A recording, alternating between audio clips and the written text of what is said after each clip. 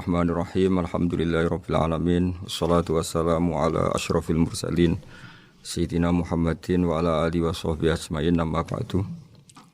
Sahabat Indonesia yang kami hormati, berikut kita mulai kajian tafsir yang dikeluarkan oleh UII. Mari kita mulai dengan surat Al-Baqarah. Bismillahirrahmanirrahim. Alif lam mim dzalikal kitabul la raiba fihi hudal lil muttaqin. Di sini diterjemahkan Alif lam mim ini termasuk ayat-ayat yang oleh para ulama dianggap mutasyabihat. Artinya kita tidak boleh memaksakan maknanya. Kita cukup iman bahwa itu dari Allah Subhanahu wa taala.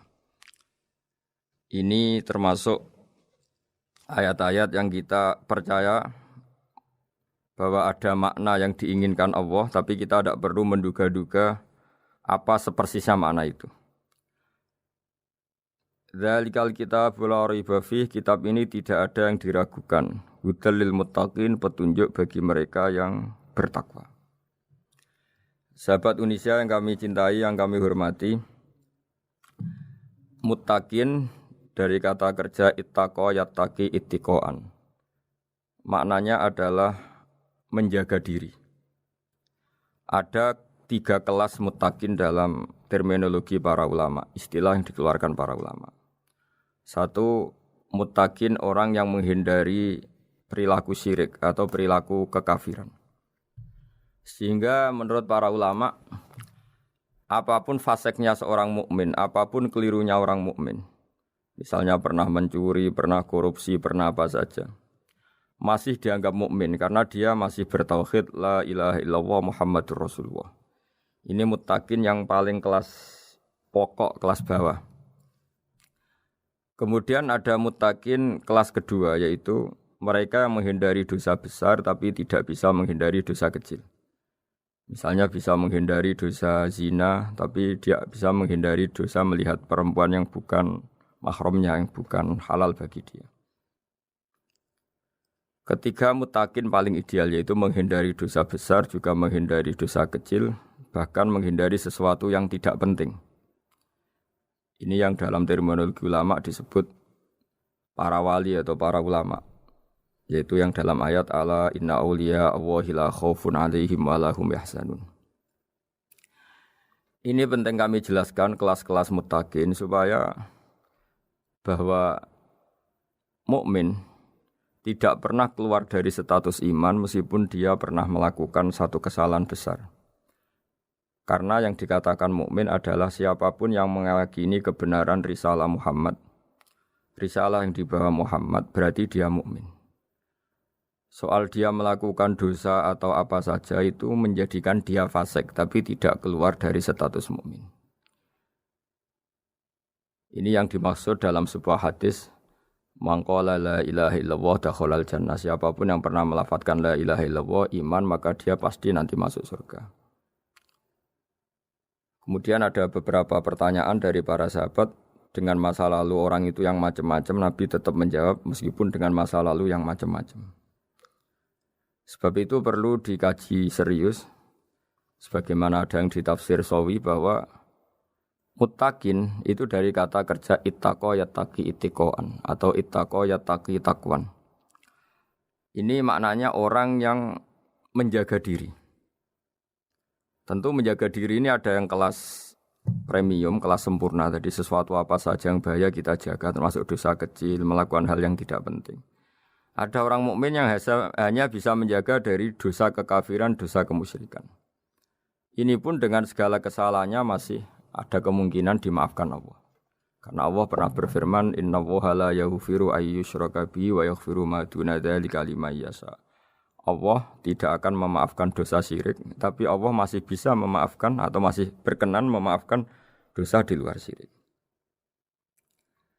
Kemudian yang perlu dimengerti oleh sahabat Indonesia adalah makna la raiba fihi. Ini yang perlu kami ungkap, bahwa Al-Quran ini tidak ada keraguan padanya.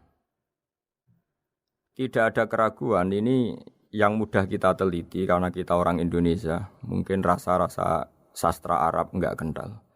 Mari kita teliti dari segi makna, karena makna ini rasa dan rasa itu universal. Begini misalnya, dulu orang-orang kafir Mekah karena mereka penyembah berhala, penyembah Tuhan-Tuhan yang banyak, itu memprotes. Mereka memanggil tentu masih Muhammad, belum ya Rasulullah. Muhammad, kamu mengajak ke Tuhan berapa? Rasulullah menjawab, ke Tuhan yang satu. Lalu mereka bertanya, Muhammad urusan kita ini banyak, problem kita banyak. Tuhan banyak saja tidak bisa menyelesaikan apalagi satu Tuhan. Ini yang diceritakan dalam sebagian ayat disebut, Aja'alal alihata ilaha wahida inna hadza lasyai'un ujab. Bagaimana mungkin Tuhan itu satu? Harusnya Tuhan itu banyak karena urusan kita banyak. Lalu Rasulullah dengan bimbingan Tuhan, bimbingan Allah mendatangi mereka, kemudian Nabi menjelaskan, Tuhan itu adalah ketua kalian, Tuhan itu adalah pimpinan kalian. Bagaimana kalau Anda jadi pembantu kemudian punya majikan banyak, punya penguasa banyak, punya tuan banyak, kemudian semua tuan-tuan Anda ini memerintahkan Anda dengan perintah yang beda-beda. Apa kalian mau punya majikan atau pimpinan yang banyak? Mereka menjawab tidak, Muhammad. Terus mereka akhirnya sadar bahwa problem Tuhan banyak itu tentu lebih sulit, lebih problem. Karena nanti perintahnya beda-beda, keinginannya beda-beda. Mereka akhirnya tersadarkan bahwa sebaiknya atau seharusnya memang Tuhan itu satu. Jadi Rasulullah SAW menjelaskan logika bertauhid itu dengan sekian variasi, dengan sekian logika. Kemudian Nabi kedua juga menjelaskan logika kompetisi. Kata Nabi yang karena bimbingan Allah diberi satu pengertian. Andai kan Tuhan itu 2 atau 3, kemudian berebut dalam tahta aras atau tahta yang di alam raya ini. Sebagaimana lazimnya para penguasa. Maka pasti ada yang menang, ada yang kalah. Dan yang kalah tentu gak layak sebagai Tuhan. Ini yang disebut wala ala ba'duhum ala ba'd. Tentu kalau Tuhan itu banyak, mereka akan berkompetisi, akan bertarung. Dan pasti pemenangnya ya satu, karena memang layak jadi Tuhan tetap satu. Sadarlah bahwa orang-orang kafir Quraisy, orang-orang kafir saat itu sadar pentingnya bertauhid. Ketiga, Nabi juga menjelaskan tauhid secara ilmu logika. Begini para pendengar. Kalau dalam teori ilmu tauhid yang agak jelimet dijelaskan begini. Jika ada 2 Tuhan, maka alam raya ini enggak menjadi alam. Logikanya adalah 2 Tuhan ini bisa kamu katakan sama-sama kuat. Ketika sama-sama kuat kemudian ingin menciptakan langit. Yang satu ingin menciptakan bumi, yang satu menolak menciptakan bumi misalnya. Atau yang satu ingin menciptakan langit, yang satu menolak ingin menciptakan langit. Kemudian ternyata bumi ini terbukti wujud. Logika awam adalah yang berhasil menciptakan bumi berarti Tuhan. Yang gagal atau kudrohnya gagal, kemampuannya gagal tidak bisa menciptakan bumi, gagal menjadi Tuhan. Ini logika awam. Logika ini pun kita terima. Tapi kalau menurut logika ahli tauhid, ahli pakar-pakar logika, cara berpandangan begini. Ketika Anda mengatakan ada 2 Tuhan yang sama-sama kuat, kemudian terbukti yang satu mampu menciptakan bumi, yang satu tidak. Bahasa Anda mengatakan sama-sama kuat ini sudah batal dari awalnya, karena terbukti bahasa Anda salah, sama-sama kuat ternyata yang satu tidak mampu. Sehingga dalam pikiran orang-orang ahli tauhid mengatakan, membayangkan Tuhan saja itu enggak kebayang, karena turunan kata ini pasti selalu salah. Karena tadi misalnya dikatakan, andai kan ada 2 Tuhan, kemudian yang satu mampu menciptakan bumi, yang satu tidak. Padahal Anda tadi bilang sama-sama kuat, ternyata terbukti yang satu tidak kuat. Berarti kata Anda sama-sama kuat ini salah. Ini pula yang diajarkan Rasulullah lewat bimbingan Allah, lewat wahyunya yang disebut Lau kana fihi ma alihatun illallahu la fasadata. Karena kalau ada 2 Tuhan, pasti kamu sifati sama-sama kuat. Ternyata sifat sama-sama kuat ini batal demi hukum, karena ternyata yang satu tidak mampu menciptakan bumi. Atau kamu sifati 2 Tuhan ini sama-sama lemah. Itu tidak mungkin lagi, karena ternyata bumi ini terbukti wujud. Pasti penciptanya ini zat yang sangat kuasa. Jadi logika-logika tauhid sedemikian dibangun oleh Rasulullah lewat bimbingan Allah Subhanahu wa taala. Logika keempat supaya kita iman dan tambah kuat imannya adalah logika yang mudah dicerna oleh kebanyakan orang atau yang bisa diindra. Begini misalnya dalam sebuah ayat di surat Al-Kahfi, kemudian di awal surat Al-Ahqaf, kemudian di sebagian surat At-Tur, ada penjelasan begini. Ketika Rasulullah mengajak manusia menyembah Allah, kemudian orang-orang kafir tanya, lalu Tuhan kamu siapa Muhammad? Tuhan saya adalah Allah menciptakan langit bumi. Terus mereka berandai-andai, ada Lata, ada Uzza, ada Manat, ada Hubal. Itu Tuhan-Tuhan kami. Terus Rasulullah bertanya, apakah Tuhan-Tuhan yang kamu sembah itu memberi kontribusi saat langit dan bumi diciptakan? Mereka menjawab, tidak Muhammad, itu Tuhan-Tuhan yang kami bikin. Begitu juga asumsi tentang Tuhan-Tuhan yang lain. Apakah Isa ikut menciptakan bumi atau menciptakan langit? Tentu jawabannya tidak. Karena Isa lahir di bumi, orang tahu tanggal lahirnya, tahu tahunnya, dan sebelum ada Isa juga sudah ada bumi. Sehingga untuk menetapkan tauhid, berkali-kali Quran tanya, Amman khalaqas samawati wal ardo, siapa sih yang menciptakan langit bumi? Siapa sih yang menurunkan air dari langit? Siapa yang mengatur ini, itu. Akhirnya mereka menjawab, itu semua Allah Muhammad. Begitu juga kemungkinan setan misalnya. Setan itu fisik atau makhluk atau apa saja yang tidak kita lihat. Kemudian setan itu lewat rayuannya, lewat tipu dayanya ingin disembah. Kata Allah menjelaskan ini, Ma asyadduhum khalqas samawati wal ardi wala khalqa anfusihim. Kamu tidak perlu takut sama setan atau apalagi menuhankan setan. Setan itu tidak yang punya reputasi menciptakan langit dan bumi. Bahkan setan tidak bisa menciptakan dirinya sendiri. Ini menjadi pengetahuan bagi kita betapa bagi pakar-pakar tauhid, ahli tauhid. Ketika setan nyatanya diusir dari surga, itu pun versi mereka. Versi mereka pun mengatakan seperti kita bahwa setan itu diusir dari surga dan ya keluar dari surga. Kalau setan itu Tuhan, tentu diusir gak mau, karena di surga itu nikmat. Ketika setan diusir dari surga, ya keluar. Dia juga jadi makhluk yang hina-dina. Berarti dia tidak punya kekuasaan, bahkan pada dirinya sendiri.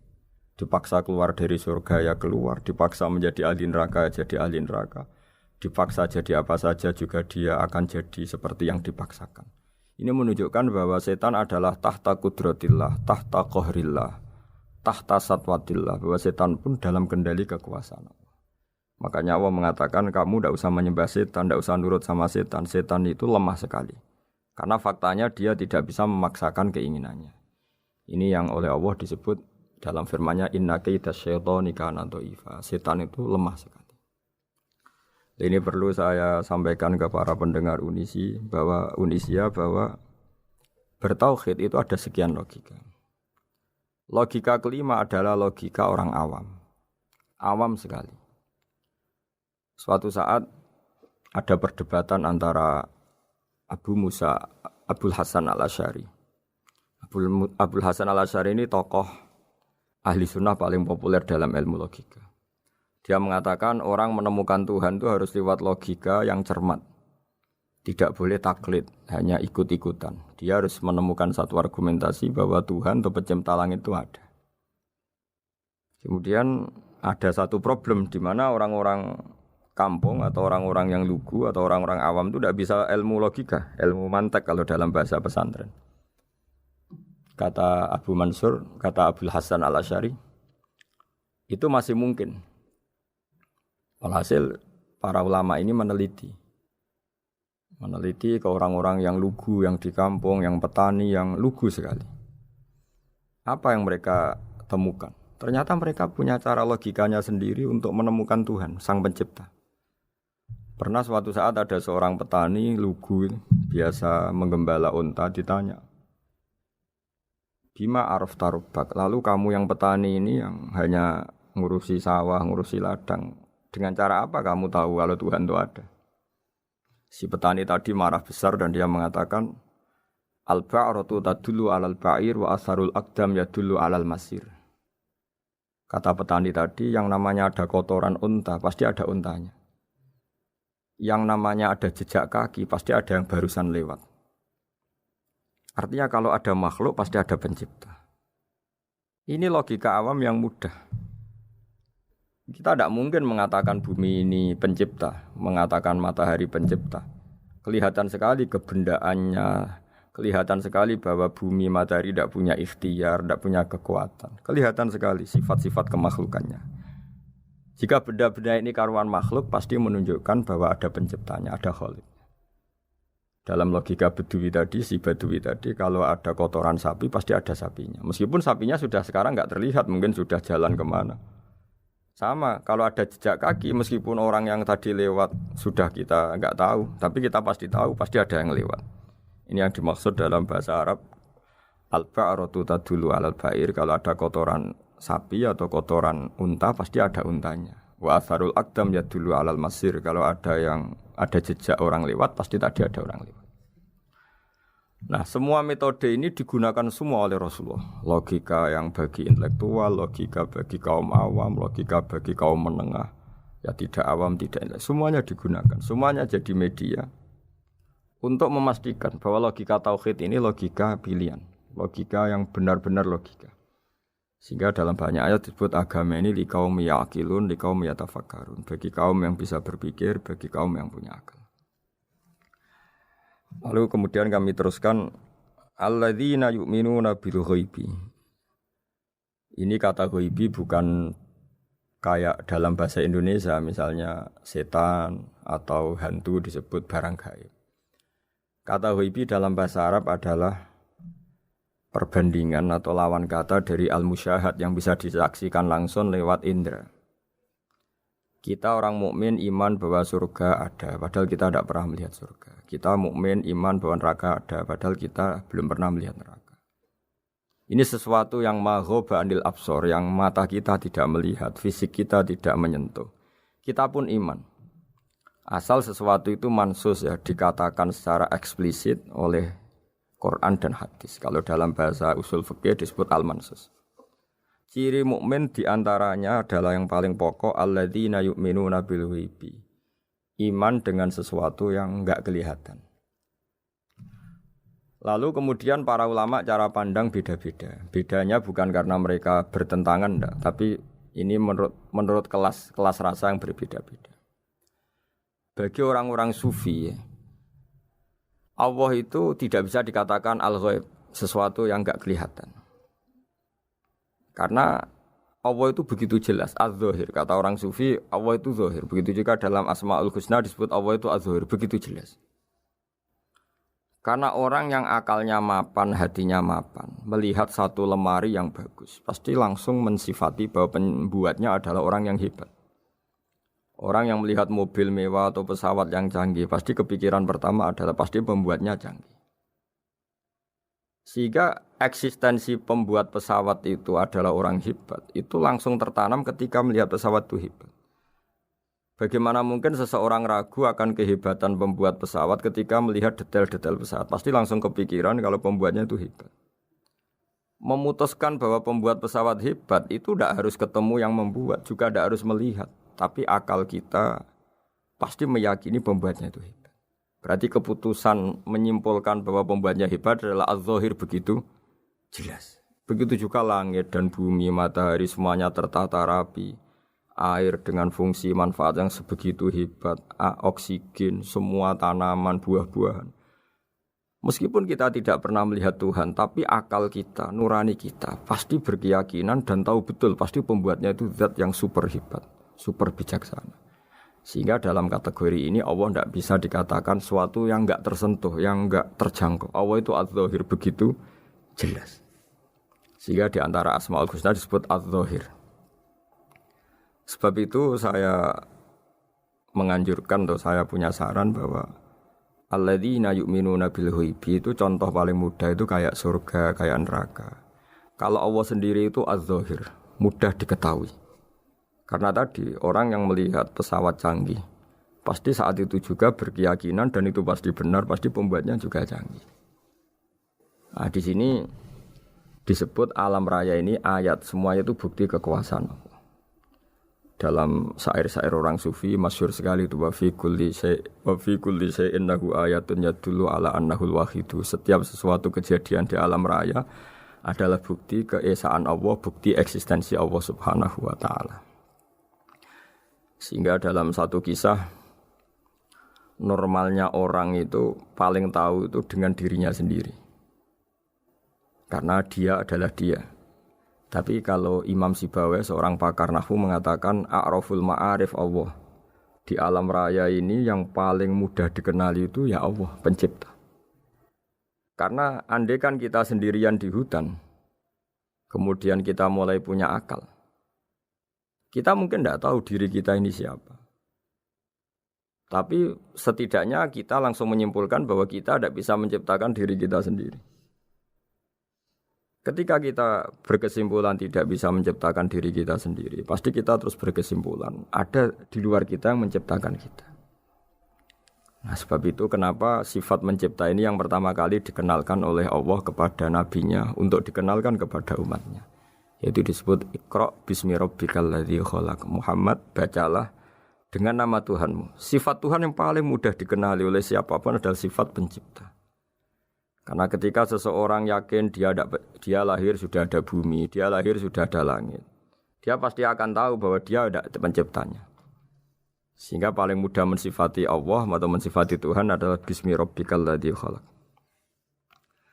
Terus kemudian di antara ciri orang baik adalah wa yuqimunas shalat. Kemudian beriman kepada yang gaib, menegakkan salat.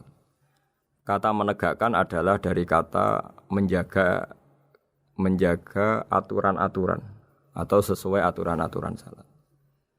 Kita tahu dalam salat ini ada beberapa syarat yang harus dipenuhi. Misalnya harus wudu, harus suci di tempat yang suci. Terus ada syarat-syarat dalam internal salat, dia harus baca Fatihah, harus tumakninah, macam-macam. Itu eksistensi definisi salat. Kemudian kata berdiri juga diartikan para ulama, eksistensi salat harus diketahui secara publik, secara sosial. Karena sesuatu itu punya eksistensi kalau jadi konsensus atau diakui oleh publik. Di sini agama mewajibkan sholat jamaah. Kata banyak ulama, jamaah itu fardu kifayah. Bahkan ada mengatakan fardu ain. Harus dijalankan orang banyak secara massal dan harus di tempat yang terbuka.